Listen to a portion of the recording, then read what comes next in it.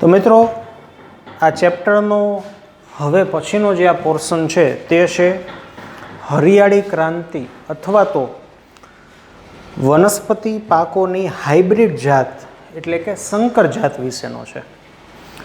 હવે હું તમને શરૂઆતથી ચર્ચા કરું તો હરિયાળી ક્રાંતિ શું છે હકીકતમાં એનો આઈડિયા તમને આવશે. પ્લસ ભારતની અંદર આપણે સામાન્ય રીતે ઉગાડતી પાકની હાઇબ્રિડ જાતો કઈ છે, એ જાતોના નામ શું છે અને એની ખાસ લાક્ષણિકતા શું છે, એના વિશેનું આખું હવે પછીનો આખો ચેપ્ટરનો પોર્શન છે. તો સ્ટાર્ટ કરીએ હરિયાળી ક્રાંતિથી. ચાલો, તો આપણને શરૂઆતમાં ઇતિહાસ આપેલો છે કે ભારત જે છે ને એની અંદર કૃષિ મુખ્ય છે.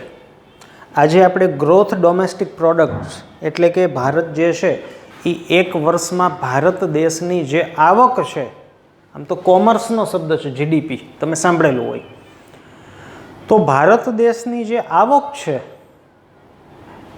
એ જેટલી પણ આવક છે એમાંથી 33% આવક કૃષિમાંથી થાય છે, ખેતીમાંથી થાય છે. જ્યારે ભારતની 66% વસ્તી યેન કેન પ્રકારે કૃષિ ઉપર ડિપેન્ડ કરે છે. 62%, 66 નહીં, 62% વ્યક્તિ કૃષિ ઉપર ડિપેન્ડ કરે છે. એટલે ભારતના મોટાભાગના લોકો કરે છે શું વ્યવસાય, તો કે કૃષિ. અને જે કૃષિ છે એની જીડીપી કેટલા પર્સન્ટેજ, મીન્સ કે જે ભારતની અંદર ટોટલ કમાવાની ટકાવારીમાં કેટલો હિસ્સો, તો કે 33% હિસ્સો છે કૃષિનો. તો બાકીનો જે અહીંયા 66% આવે એ ભારત દેશ મેન્યુફેક્ચરિંગ સેક્ટરમાંથી કમાય છે. તો 62% લોકો ખેતી કરે છે અને એની આવક દેશના જીડીપીમાં 33% છે. બહુ ઓછી કહેવાય મિત્રો. એની પાછળનું કારણ શું? ઉત્પાદન નથી એટલું. ચાલો આગળ જોઈએ. હવે 1960નો જે દાયકો છે એના મધ્ય 1960ના વર્ષમાં મધ્યના અરસામાં ઘઉં અને ચોખાની એવી જાતો વિકસાવી કે જે ઊંચું ઉત્પાદન આપે. તો આ જે સમયગાળો છે ને 1960નો વચ્ચેનો મધ્યનો અથવા 1960 લઈ લ્યો, તો આ તબક્કે હરિયાળી ક્રાંતિ થઈ એવું કહેવાય. આ તબક્કે હરિયાળી ક્રાંતિ થઈ.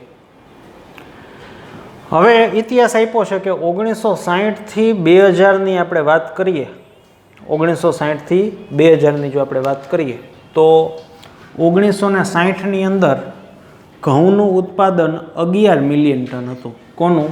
ઘઉંનું. આફ્ટર હરિયાળી ક્રાંતિ 2000ની સાલમાં 75 મિલિયન ટન થયું. એવી જ રીતે ચોખાનું 35થી 89.5 મિલિયન ટન ઉત્પાદન થયું. હવેનો આંકડો છે નહીં આપણી પાસે, પણ એ આનાથી પણ વિશેષ વધુ છે. મીન્સ કે આ હરિયાળી ક્રાંતિ થઈ. શું થઈ? હરિયાળી ક્રાંતિ. આવું થવાનું કારણ શું છે? તો કે ઘઉં અને ચોખાની નવી જાતો વિકસાવી. કેવી જાત? નવી. હવે અહીંયા લખ્યું છે મેં અર્ધવામન. કેવી? અર્ધવામન. વામન એટલે શું? ઠીંગણું. અડધું એટલે અર્ધવામન જાત એટલે શું? તમે જો કદાચ ઘઉં જોયા હોય ને તો ઓરિજિનલ જે ઘઉં હોય ને એ આવડા થાય. તમે કહીશો ગાંડા થઈ ગયા સાહેબ, તમે આવડા ન જોયા. આપણે ઘઉં હોય ને સાહેબ, ઘઉંની તમે જંગલી જાત જુઓ ને, જંગલી જાત, તો એ આવડી થાય. આપણે કપાસના છોડવા 6-6 ફૂટના થાય. તો ઘઉંનો છોડવો કેવડો હોય? કમર આટલો આવડા હોય. રેડી? ઘઉંના છોડવા હોય ને એ તમે આપણે શેમાં વાવે, શું કહેવાય, એટલે વ્રતમાં ઘઉં વાવતા હોય, એટલે વ્રત કરતા ઝવેરા વાવતા હોય એ ઘઉં, તો એ વધીને આપણે જો કે આવડા થાય પછી એનું કંઈક કરી નાખતા હોય. પણ ઘઉંના છોડ છે ને એ ઓરિજિનલી આવડા હોય. જંગલી જાત આપણે લાસ્ટ સેશનમાં જોયું ને કે જંગલમાંથી જંગલી ઘઉંની જાત લઈ આવીને તો એ આવડી થાય. પણ જે હાઇબ્રિડ જાત છે ને એ એટલી બધી ઊંચી નથી થતી, એ વધીને કમર સુધીની થાય કે એનાથી નીચે સુધીની થાય ઘઉંની. તો આને કહેવાય વામન એટલે ઠીંગણી જાત. તો અર્ધ વામન જાત હોય ને એટલે કે ઠીંગણી જાત. જો તમને સાદી ભાષામાં સમજાવું કે કોઈ પણ વનસ્પતિ ઘઉં છે એ આવડી ઉગે અને પછી એ મેચ્યોર થઈને પ્રોડક્શન થાય એના કરતાં એની આપણે કદ જ કુદરતી રીતે ઘટાડી દઈ અને એ કમર જેટલી કે એનાથી ઓછા ભાગમાં એવડો જ છોડવો થાય તો એ ઝડપથી પાકે, પ્લસ એને એ છોડને આવડું થવા માટે જે પણ પોષક તત્વોની રિક્વાયરમેન્ટ હોય એ ઘટી જાય અને ઓછા પોષક તત્વે જેને કહેવાય કે ઝડપથી ઘઉં છે એનો વિકાસ થાય.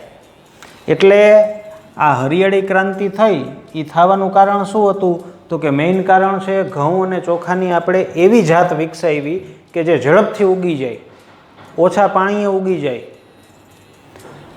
તો એવા શું ફેરફાર થયા તો કે આ બધી અર્ધવામન જાતો છે. મીન્સ કે એ ઓછી જ થાય. તમે કદાચ નારિયેળી જોઈ હોય ને તો હવેની નારિયેળી છે ને એ એટલી બધી ઊંચી ન થાય. તમને કદાચ જોઈ હોય તો નારિયેળીની નવી જાત આવે, અર્ધવામન જાત કહેવાય કે એ આપણે લીંબુડી જેવડી આવડીક જ થાય, એટલે સહેજ ઊંચી થાય એમ આનાથી. પણ હાવ નાનું જ ઝાડ હોય. ઓલું તો બહુ જ ઊંચા ઝાડ જોવા મળતા, 3-4 માળના બિલ્ડિંગના હાઈટ હોય એવડા જે ઝાડ હતા, હવે એવડા નહીં. હાવ પહેલા માળ જેટલી માંડ નારિયેળી થાય ને એમાં આપણને સીધા નારિયેળ આવે. તો અર્ધવામન જાતનો ફાયદો શું કે ઝડપથી ગ્રો કરે. એને ગ્રોથ થવા માટે પોષક તત્વોની જરૂર ઓછી પડે.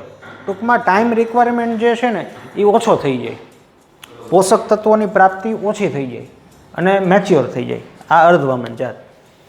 હવે આ જે હરિયાળી ક્રાંતિની જે હું વાત કરું છું કે આપણે ઘઉં ને ચોખાની એવી જાતો વિકસાવી, તો એનો ઇતિહાસ શું ને કયા શ્રીમાને કયા વૈજ્ઞાનિકે આની પાછળ એનો ફાળો છે તો એની ચર્ચા છે કે વિશ્વ લેવલની વાત કરતા હોય ને તો નોર્મન ઈ બારલોગ વૈજ્ઞાનિકનું નામ છે, નોર્મન ઈ બારલોગ.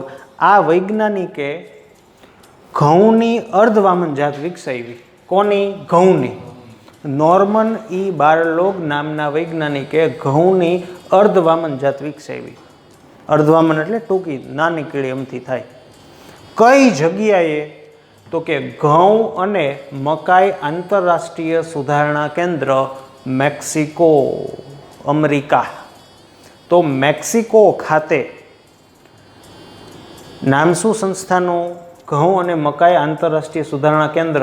આ જગ્યાએ કોની જાત તો કે ઘઉંની અર્ધવામન જાત વિકસાવી. અને ત્યારબાદ આ ઇન્ટરનેશનલ લેવલની વાત છે. ત્યારબાદ ભારતની ચર્ચા કરીએ તો ભારતમાં 1963ની અંદર સોનાલિકા અને કલ્યાણ સોના આ ઘઉંની જાત છે. સોનાલિકા અને કલ્યાણ સોના કે જે ઉચ્ચ નિપજ અને એની ઊંચી રોગ પ્રતિકારકતા છે. આવી જાતો 1963ની અંદર ભારતમાં ઉગાડવામાં આવી, જેથી આપણે જે આ પ્રોડક્શનમાં ડ્રાસ્ટિક ચેન્જ જોઈ છે એની પાછળનું કારણ આ છે. આવી જ રીતે ચોખાની અર્ધવામન જાત છે ને એ શેમાંથી આવી તો કે આ બે જાત છે, IR8. આ IR8 છે એ શું છે? ચોખાની એક જાત છે. પછી તાઇચુંગ નેટિવ 1 આ ચોખાની જાત છે. IR8 શું છે? ચોખાની જાત. આ જે જાત છે ને, આ બે ચોખાની જે જાત છે ને એમાંથી ચોખાની અર્ધવામન જાતો વિકસાવવામાં આવી. આ ચોખાની અર્ધવામન જાત શેમાંથી વિકસાવવામાં આવી? આ બેમાંથી. આ જાત ક્યાં વિકસી? મૂળભૂત રીતે આ જાત ક્યાંની છે તો કે આ જાત મૂળભૂત રીતે તાઇવાનની છે. આ મૂળભૂત રીતે ક્યાંની છે IR8 તો કે આ ફિલિપાઇન્સની છે. IR8 ક્યાં વિકસાવવામાં આવી તો કે એનું સેન્ટર છે international rice research institute, IRRI. તો આ બે બાબત ઘઉં અને ચોખાની જે અર્ધવામન જાતો વિકસી, આ બે બાબતે હરિયાળી ક્રાંતિની શરૂઆત કરતી હતી. IR8 શું છે તો કે ચોખાની એક જાત. તાઇચુંગ નેટિવ 1 શું છે? ચોખાની એક જાત. આ ક્યાં વિકસાવવામાં આવી? ફિલિપાઇન્સ. આ ક્યાં વિકસાવવામાં આવી? તાઇવાન. ઓકે. તો શું આ બે હરિયાળી ક્રાંતિ માટે જવાબદાર છે? ના. આ બંને જાત છે ને એમાં ફેરફાર કરીને સંકરણ કરીને ચોખાની અર્ધવામન જાતો વિકસાવવામાં આવી. આમાંથી વિકસાવવામાં આવી. રેડી? ભારતની અંદર ચોખાની જયા અને રત્ના, જો સોનાલિકા અને કલ્યાણ સોના એ ભારતની અંદર ઉગતી ઘઉંની હરિયાળી ક્રાંતિ માટે જવાબદાર જાતો છે. જ્યારે ચોખાની જયા અને રત્ના છે. રેડી? ચાલો આગળ જોઈએ. આ વાત કરી આપણે ઘઉં ને ચોખાની. એવી જ રીતે વાત કરીએ તો શેરડીની. હવે વૈજ્ઞાનિક નામ છે સેકેરમ બારબેરી. યસ, વૈજ્ઞાનિક નામ સેકેરમ બારબેરી.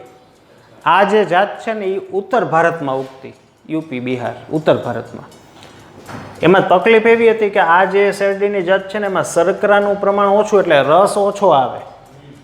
મીન્સ કે રસમાં શર્કરા ઓછી મીઠી જેમને કહેવાય ને, અને ઉત્પાદન એ ઓછું, કે 1 વીઘામાં થોડી કમતી થાય કમ્પેર ટુ અધર. ઉત્પાદન એ ઓછું. જ્યારે આ શેરડીની બીજી જાત છે સેકેરમ ઓફિસિનારમ, અન્ના લોકો, ઓફિસિનારમ અન્ના. તો સેકેરમ ઓફિસિનારમ દક્ષિણ ભારત છે, અહીંયા દક્ષિણ ભારતમાં ઉગતી, કે જેનું પ્રકાંડે જાડું હતું ને શર્કરાય વધારે ને ઉત્પાદનય વધારે. એટલે થયું શું ખબર છે કે આ જાત કે જે દક્ષિણ ભારતમાં ઉગતી, સાઉથમાં ઉગતી, આ જાત ઉત્તર ભારતમાં ખેડૂત લઈ ગયા કે અમે આ વાવી, અમારે જે શર્કરા અમે શેરડી વાવી ને એમાં પ્રમાણ ઓછું, ઉત્પાદન નથી આવતું, એટલે યુપી વાળાને થયું કે અમે આ ઉપાડી આવી. પણ ઉત્તર ભારતની અંદર આ જાત ઉગી શકી નહીં, ન ઉગી, કારણ કે એ પર્યાવરણે જોવું પડે ને. સાઉથનું પર્યાવરણ ને એની જમીનનું પ્રમાણ ને અહીંયા વરસાદનું પ્રમાણ ને તાપમાનનું પ્રમાણ એ અહીંયા અલગ હોય, એ માફક ન આવ્યું. એટલે દક્ષિણ ભારતવાળી હતી ને એ બહુ સારી હતી, પણ એ ઉત્તર ભારતમાં ઉગી નહીં. પછી શું કર્યું વૈજ્ઞાનિકોએ, તો કે સેકેરમ બારબેરી અને સેકેરમ ઓફિસિનારમ એની વચ્ચે સંકરણ કર્યું, અને એની જે જાત આવી ને એ જાત ઉત્તર ભારતમાં ઉગી શકી. એટલે અહીંયા માંડી શેરડી ઉગવાનું, પ્રોડક્શન માંડ્યું થવા, ખાંડ બનવા માંડી, ગોળ બનવા માંડ્યો. ખાંડ એટલી જરૂરી છે. રેડી? અને એવી જ રીતે મકાઈ હોય, જુવાર, બાજરીની, ખાસ કરીને પાણીની ખેંચ સામે ટકી રહીએ એવી જાતો પણ સફળતાપૂર્વક વિકસિત કરાઈ. અને પછી જેને કહેવાય કે પહેલાંની સાપેક્ષે આપણે એવું સાંભળ્યું હોય કે વર્ષો પહેલાં ભારતની અંદર ઘઉં અમેરિકાથી આવતા, આજે પરિસ્થિતિ ઊંધી છે, તો એનો આ ઇતિહાસ છે આખો. તો નોર્મન ઈ બારલોગ જે છે એનો શ્રેય ઇન્ટરનેશનલ લેવલે જાય, અને એને જે આ બધી જાતો વિકસાવી, પછી IR8 છે, તાઇચુંગ નેટિવ 1માંથી ચોખાની જાતો વિકસી. આ ભારતની વાત થઈ પર્ટિક્યુલરલી.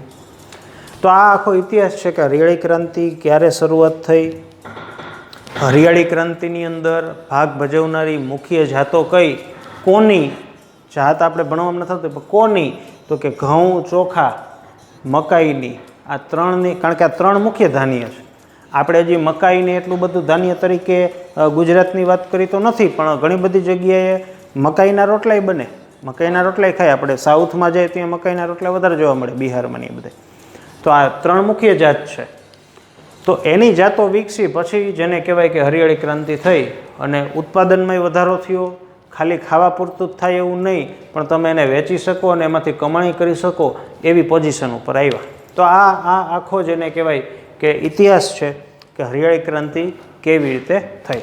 જેમાં એક્ઝામ પોઈન્ટ ઓફ વ્યૂ વાત કરું તો પર્ટિક્યુલરલી દરેક વસ્તુ જે છે એ આપણને ખાસ ખબર હોવી જોઈએ. અહીંથી સ્ટાર્ટ કરીએ, કયા અરસામાં હરિયાળી ક્રાંતિ કહેવાય, શું ચેન્જીસ આવ્યો ઘઉં અને ચોખાના ઉત્પાદનમાં, વૈજ્ઞાનિકનું નામ, એને શું કર્યું, તો કે ઘઉંની કઈ જગ્યાએ, તો કે આ સંસ્થાનું નામ.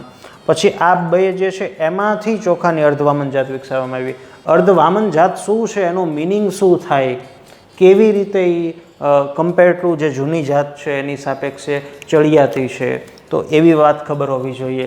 પછી આ છે, પછી IRRI જે છે એ સંસ્થા છે, કઈ જગ્યાએ છે. રેડી? પછી આમાં શું થયું, આની આ જાત છે એ કોની સામે ટકી શકે છે, આ બધી વાત તમને ખ્યાલ હોવો જોઈએ. તો આ વાત થઈ હરિયાળી ક્રાંતિના ઇતિહાસની.